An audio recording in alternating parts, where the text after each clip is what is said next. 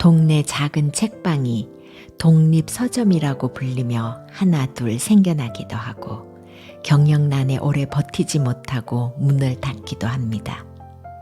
추억 한켠에 남아있는 동네 책방의 안타까운 현실입니다. 요즘 시대에 책방이라니 정말 어처구니 없군요.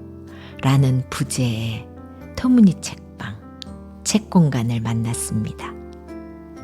일반 서점에서는 볼 수 없는 책들을 구경하는 재미가 솔솔합니다. 좋은 공간을 만들어 놓은 주인장께 감사한 마음이 들었습니다. 오늘 소개해 드릴 책은요, 터무니 책방에서 냉큼 업어온 조각가 안규철 작가의 9마리 금붕어와 먼 곳의 물입니다. 신문기자 출신답게 작가의 글은 간결하고 설명이 명확하여 작품이 눈에 그려지는 듯합니다. 이야기하는 작가로 잘 알려진 안규철 작가님의 작품 속 숨겨진 이야기를 같이 들여다보실까요? 안규철의 내 이야기로 그린 그림 9마리 금붕어와 먼 곳의 물 펴낸곳 현대문학. 어린 시절 창가에서 나는 또래들보다 한 해 먼저 학교에 들어갔다. 그러느라고 부모님은 호적을 고쳐 내 생일을 7달이나 앞당겼다. 늦게 본 자식을 빨리 키워야겠다는 조바심 때문이었다. 그 덕에 나는 나보다 한두 살에서 서너 살씩 더 먹은 아이들과 학교를 다녔다. 공부에 뒤처질까 걱정이 된 어머니는 이웃에 살던 사범대 학생을 과외 선생님으로 붙여주셨다. 초등학교 1학년짜리에게 독선생 과외를 시키는 건 흔한 일이 아니었다. 선생님은 진한 곤색의 교복 차림으로 우리 집에 왔는데 그때 무슨 공부를 얼마나 했는지 전혀 기억이 나지 않는다. 방 안에 상을 펴놓고 선생님과 마주 앉아 있으면 밖에서 동네 아이들이 뛰노는 소리가 들렸고 이 고역에서 풀려날 때만 기다리며 몸을 비틀고 있을 때 어머니가 과일 같은 걸 내오셨던 장면이 어렴풋이 떠오를 뿐이다. 그런데 한 가지 지금도 분명하게 기억나는 일이 있다. 공부 시간에 내가 무슨 잘못을 했는지 벌을 받는 일이 있었다. 그 벌이라는 것이 특이하게도 창문 앞에 의자를 놓고 올라서서 바깥 풍경을 내다보며 설명을 하라는 것이었다. 이를테면 길 건너집 빨랫줄에는 빨래가 널려 있고 마당에는 해바라기가 피어 있고 해바라기 옆에는 담장이 있고 담장 너머에는 가게가 있고 가게 앞 공터에는 강아지가 낮잠을 자고 있어요.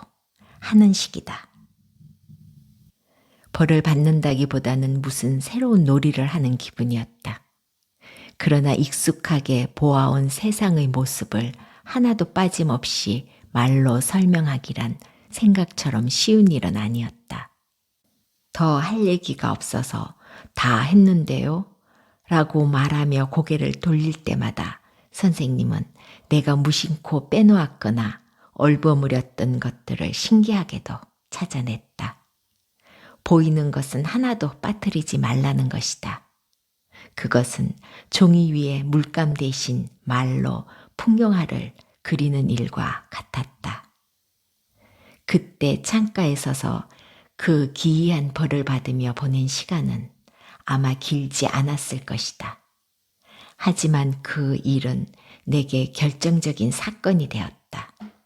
나는 세상을 예전과는 다른 눈으로 바라보게 되었다. 그때 나는 처음으로 세상이 하나의 책처럼 읽을 수 있는 대상이라는 것을 알았다. 그 놀라운 책은 읽고 또 읽어도 항상 새롭고 끝이 없었다. 그 젊은 선생님은 물론 의식하지 못했겠지만 내게 그것은 일생일대의 발견이었다. 나는 때때로 또래들과의 놀이에서 빠져나와 세상에 대한 골똘한 관찰자가 되곤 했다. 그리고 그것이 나를 지금의 삶으로 이끌었다.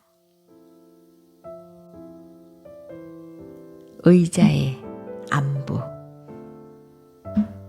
여름이 시작된 주말에 뒤늦게 발코니 화분에 심을 모종을 구하러 꽃시장에 갔었다. 토마토나 상추 같은 것들은 철이 지나서 다 들어갔고 꽃이라고는 겨우 백일홍과 채송화 한 판씩을 얻어와서 분에 옮겨 심었다. 꽃이 작은 대신 색깔들이 강렬하다. 원래 화초를 돌보는 것은 내 적성이 아니다. 물만 제때 줘도 잘 자란다는 화초들을 선물 받아서 제대로 키워본 적이 없다. 아침 저녁으로 들여다보고 말을 걸어줘야 한다는데 나는 무심해서인지 그것들을 인격적인 대상으로 의인화하는 일이 좀처럼 안 되는 것이다. 이 그림은 1990년에 처음 그렸던 것이다. 7년 동안 다니던 직장을 그만두고 작가가 되겠다고 기약 없이 길을 떠나 독일의 미술대학에서 작업을 시작하던 시절에 나온 자아상 같은 것이다. 화분 속에서 자라는 이 의자는 2개의 열리지 않는 문과 함께 무명 작가를 위한 5개의 질문이라는 설치 미술 작품의 일부가 되었다. 예술과 삶의 불화로 인해 고민하던 나의 모습을 사물의 형상을 빌려 표현한다면 이런 모습이 될 거라고 생각했다. 그 이름 없는 예술가는 나무 의자 하나를 화분에 심고 가꾸면서 그 의자가 잃어버렸던 나무의 본성을 기억해내서 다시 자라는 것을 상상하는 사람이었다. 한편에는 의자 속에 들어있는 죽은 나무를 다시 살려내려는 간절한 소망과 기도가, 다른 한편에는 이 불가능한 도전의 무모함에 대한 회의와 자조가 서로를 바라보고 있다. 그 후 20년이 지나는 동안 그 무명 작가는 자신에게 던져졌던 5개의 질문에 대해 답하면서 작으나마 하나의 이름을 갖게 되었다. 때때로 그 불가능한 꿈이 소박하게라도 이루어진 것처럼 보였고 작가는 무모한 모험으로부터 무사히 귀한 한 것에 홀로 안도하기도 했다. 그런데 그 의자는 어떻게 되었을까? 오늘 아침 발코니에서 새로 핀 진분홍빛 채송화를 들여다보다가 나는 문득 그 의자의 안부를 물었다. 내가 그것을 오랫동안 잊고 지냈던 것을 부끄러워하며 의자가 아직도 그 화분 속에 있는지, 그 불가능한 꿈을 포기하고 다시 누군가의 의자로 돌아가 버린 것은 아닌지를 물었다. 아침 저녁으로 화초의 안부를 묻듯이 이 질문이 매일 새롭게 던져져야 했다는 생각이 가슴을 친다. 매미의 두 인생. 긴 장마가 끝나고 무더위가 시작되자 숲은 온갖 풀벌레 소리로 가득하다.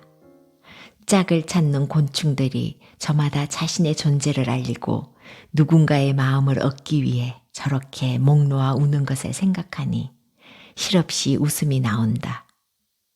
저 요란한 불협화음 속에서 누가 무슨 소리를 내는지 제대로 식별이나 할 수 있을까? 남에게 인정받아서 자기 존재를 확인하는 일이 저 작은 벌레들에게 어째서 그토록 중요한 일일까? 그러나 이 점에서는 인간 역시 다를 바 없으니 암컷의 몸을 빌려 다시 다음 생을 이어가려는 저들의 처절한 노래를 누가 하찮다 비웃을 수 있으랴. 매미의 울음에는 인내와 고독 속에서 전 생애를 보내고 이제 자신의 시간이 다했음을 아는 자의 탄식과 회한이 들어있다.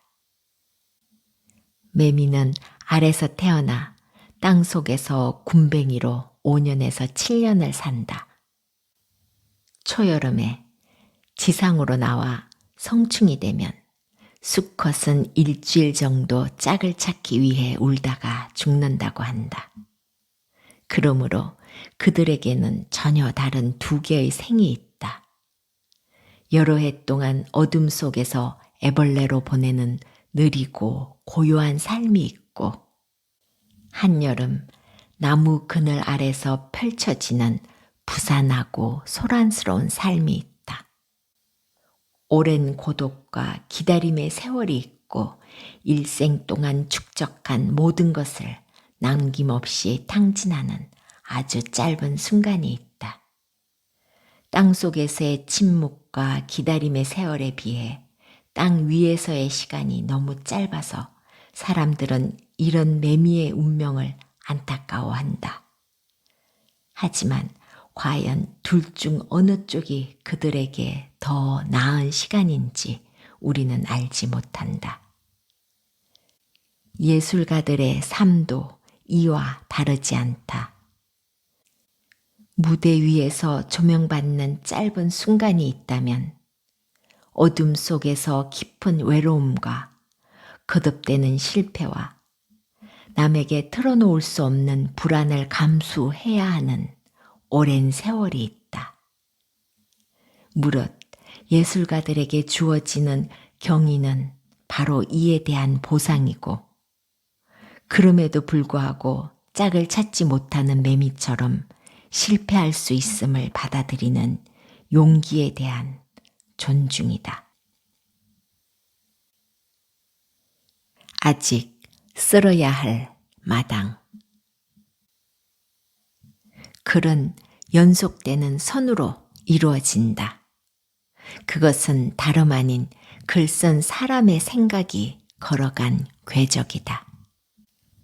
글이 이루어진 선은 띄워쓰기와 쉼표로 인해 끊어지기도 하지만 이때의 끊김이란 다음 발걸음을 내딛기 전에 멈춤과 같이 다음에 올 단어와 문장으로 이어지는 보이지 않는 침묵의 선일 뿐이다. 하나의 문장을 이루는 연속적인 선은 지진계의 바늘이 기록하는 파도 모양의 주름처럼 높낮이와 굴곡에 의해서 글 쓰는 사람의 생각을 실어 나른다. 어떤 것은 강렬하게, 어떤 것은 미세하게, 어떤 것은 완만하게, 또 어떤 것은 빠르게 진동하면서 헤아릴 수 없이 많은 단어와 문장을 이룬다. 그런데 만약 여기서 굴곡이 없고 떨림이 없고 평탄한 하나의 선이 이어진다면 그것은 더 이상 의미가 되지 못할 것이다. 종을 치면 그 주위의 공기가 입자들이 소리를 운반한다. 물에 돌멩이를 던지면 물의 입자들이 동그란 파장을 퍼뜨린다. 쌀이비로 마당을 쓸면 흙과 모래의 입자들이 움직여서 아직 아무 일도 일어나지 않은 백지 상태에 새벽의 마당을 보여준다. 그것들은 스스로 의미가 아니면서 주위의 것들을 의미로 만든다. 반복되는 단순한 하나의 선은 스스로는 글이 아닌 채 주변의 것들이 하나의 글이 되게 한다. 묵은 수행을 함으로써 흙과 물과 공기를 움직이게 하고 중생을 흔들어 깨운다. 나의 작업은 이러한 상태에 이르기 위해 그 먼 길을 돌아왔던 것일까? 침묵에 이르기 위해 그 많은 말들이 필요했던 것일까? 소리내어 말하는 것만이 아니라 침묵에도 용기가 필요하다는 것을 알게 되기까지 이처럼 오랜 시간이 걸렸던 것일까?